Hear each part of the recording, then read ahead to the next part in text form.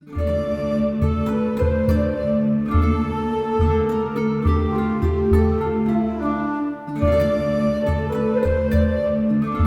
everyone, I just wanted to do another quick video. Now I know what you're thinking, how can you be doing another art haul video already? Well, the thing is, this is not an art haul, this is a craft haul, and that's different, isn't it? Yes, it is. It's actually Jen McGuire's fault and Christina Werner, who I will link to up in the iCards. They have both started showing Christmas cards. Jen's just done some great stuff for Stamptember using Tim Holtz's new products, who I will also link to in the iCards. And I wanted to make some Christmas cards too, because it's about the right time of year to start making them, really. So here we are. So I bought some basic bits and pieces because this is the time of year where most craft stores will start having cheapish Christmas stuff. It's cheapest when you buy it in January, obviously, which of course I've done. And I've got quite a bit of stuff stashed away, but I wanted some stamps because I don't really have any Christmas stamps, really. So I actually went to the craft store to buy some paint. I actually went to buy some professional acrylic because I wanted to do a present for a friend for Christmas, and I wanted to show you guys how I was going to do it. And what I was going to do was make one, do the video, give away the one I made in the video, use that as the test, and then make the proper one I want to give to my friend. But sorry guys, no giveaway yet. You might get it next month. So what I bought is, first of all, this really happy scrapbooking paper. I love scrapbooking paper in loose sheets for card making and for envelope making. And this one's got spots on the back and balloons on the front, and I really liked it. I've got a friend whose son and daughter, who are both very young, have got birthdays coming up, and this will make a good envelope for their card. And it was 50p in the sale. So I have that. I'll do the card making stuff first. So because it's Christmas and my VersaMark's running out, I got some VersaMark Dazzle, which is the champagne colour. So that's it has a glitter tint to it, and I think if I open this up, you might be able to see it.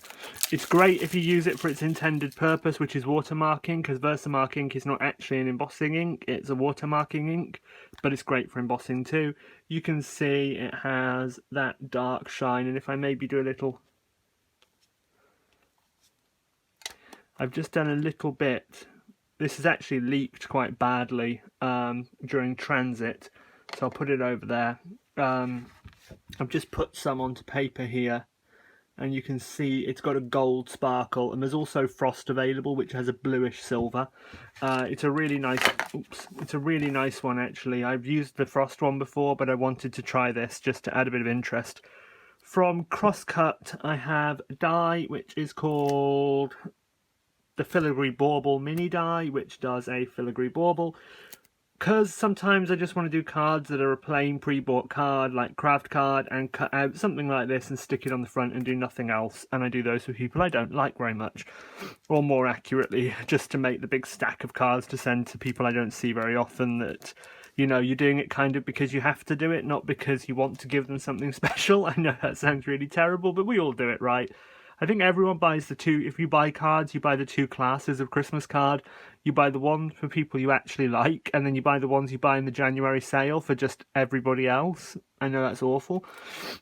Speaking of awful, I bought these set of 4 photopolymer stamps. I don't actually like them. I like that one, and I kind of like that one. But my experiences of this particular brand, they sell these loose normally for about £1, so this was £4 for 4. These will be awful, so I'm going to have to cover them in archival, let them dry, roughen up the surface, and then they will stamp. I also got this set of 6 wood-mounted stamps, because I actually like these. They're quite small, but I like them, and I think I could use them on gift wrap as well, because that's something I stamp usually. I use craft paper for gift wrapping all year round, and I just stamp it with something appropriate because it's cheap. It's not cheap when you buy a load of stamps in one go, but you know, I was going to open that and show them to you, but you know, they're rubber stamps. What do you need to know? I'll show you all the other stamps actually in one go. So this is from Crafter's Companion, which is the Sarah Davies collection. Again, pretty ugly stamps if I'm really honest, but it had 3 useful sentiments that are standard ones, and then this one you can't really see because of the shit packaging, which is this Merry Christmas and Happy New Year one, and that's the one I actually wanted. because I think I can copy something Christina did, kind of, using that. I'm going to try. I got this set for £5, a set of wood-mounted sentiments. So there's happy birthday, just for you, get well soon, thinking of you, with love, thank you, and congratulations. No Christmas, but I like them. They're in different fonts, they're interesting, and that'll get me through a year, because the only thing I've actually got on wood-mounted is happy birthday in terms of sentiments. £5, they are rubber, they're red rubber. I've had these before, they're really okay, they stamp well, they'll do. And I got some a pack of pattern paper, which I will just see if I can get the awful tape crap they stick on them to stop you opening them in the shop and having a look at what the paper looks like, because God forbid we'd like to actually see what we're buying. I hate it when they do this, and everybody does the same thing, which is basically breaks into one package to have a look at it, and then buys one you haven't broken into, so that you get a pristine one when you get it home. It's kind of like with clothes. If I try on clothes in the shop, which I never do, I never buy the one I tried on. I buy another one in the same size, because I don't want one that's been unfolded. I want a nice one. And these are called Magic and Sparkle. They're by Dovecraft, from their premium range, and it's 6x6 paper. There's 48 sheets, 4 sheets of each of 12 designs, 150 GSM cardstock. What more do you need to know? They're single-sided. Some snowflakes, some deer. I have a friend who loves deer, so that one's sorted. Some plaid or tartan, spots, kind of wallpaper, trees, sparkly glittery stars, sparkly glittery lines, sparkly glittery snowflakes, probably the most vomit-worthy paper I've ever seen. Sparkly glittery snowflakes again. Oh, sorry, not glittery, just sparkly snowflakes this time. Sparkly more snowflakes. And that's them. So that's 6x6, which is obviously the best size really for card making. Can someone tell me, because I don't know. 12x12 is obviously for scrapbooking. 6x6 is great for card making. Who the hell uses the 8x8 ones? Who are they for? I've never understood that. You either surely use 6 or 12. Who uses 8? Someone tell me who uses 8. Like who the market is for 8 who can't possibly use 6. Love to know. The second set of stuff I bought is really replenishing my supplies. I used to make a lot of jewellery and sell it on Etsy. At one point I used to have a store on there, and I used to sell mostly men's jewellery, but I actually expanded into women's jewellery as well, which was all things made from natural stones, sea glass, that kind of thing.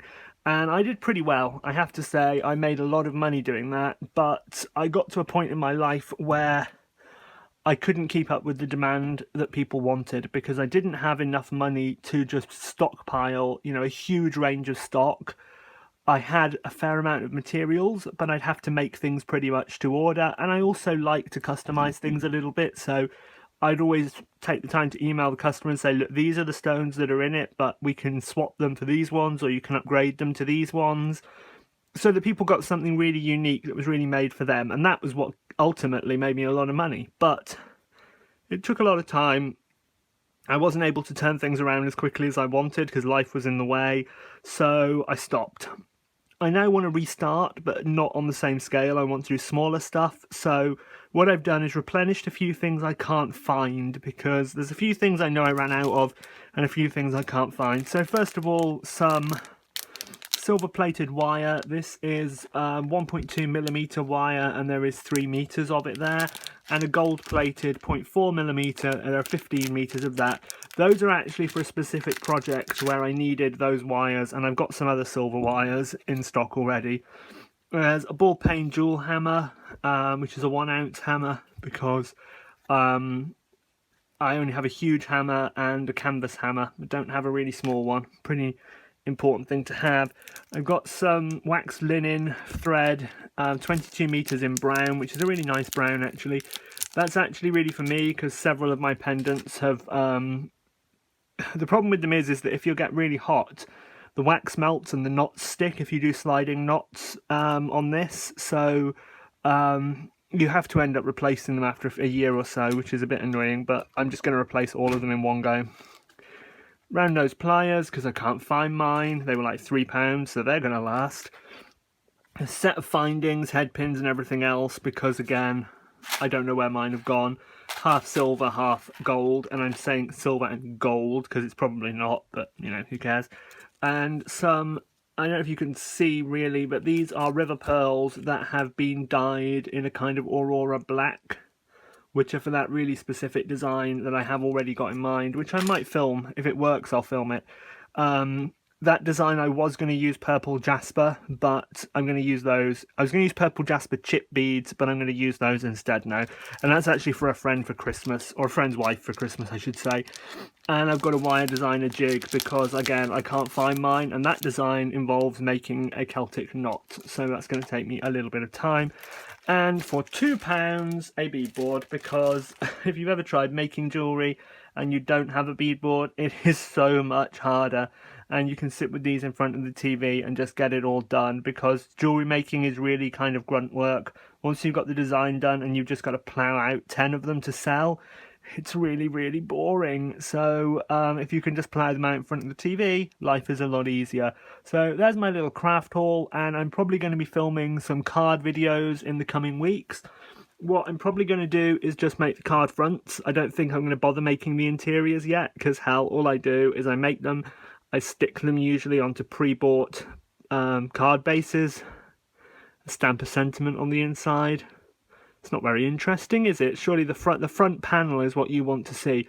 So I'm going to make several of those over the coming weeks, and then when we get nearer to Christmas and I've got some card bases dug out of my stash, I'll mount them at that point and send them.